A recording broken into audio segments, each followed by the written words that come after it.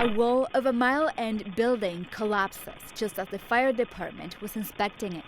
No one was injured, but it was a shock for neighbors. Debris everywhere, dust in the air, and firefighters told me that if I'd been sitting here, then we wouldn't be talking. It was like somebody took 10 shopping carts and just chucked them down a 10-story stairwell. I saw the whole thing just like from the top basically just crumble down, and it's now all of the bricks. You can see a huge window is in there. Debris from the collapse is still here in the alleyway where tenants say they used every day.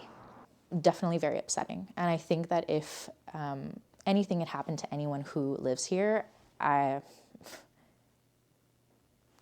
would be devastated. The fire department evacuated the building next door, telling tenants the partially collapsed building is dangerous.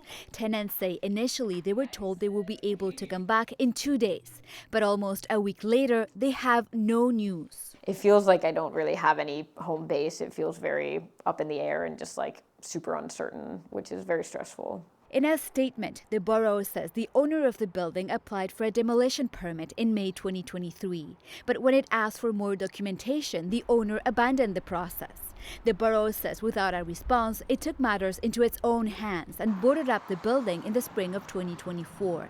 It says it also took the exceptional step and granted the demolition order, but hasn't had any word from the owner since last summer. We've called many times.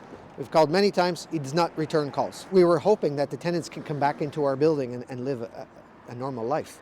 We're just asking the city to get over here, demolish the building, do what they have to do, make the owner do it, and then our tenants can come back into our building. Johnston says he's open to helping his tenants over the next couple of weeks, but he's not sure he should be the one to pay for it. It hurts my heart that there is a shortage of apartments in Montreal.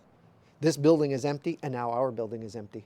CBC News has reached out to the owner of the partially collapsed building, but they have not responded.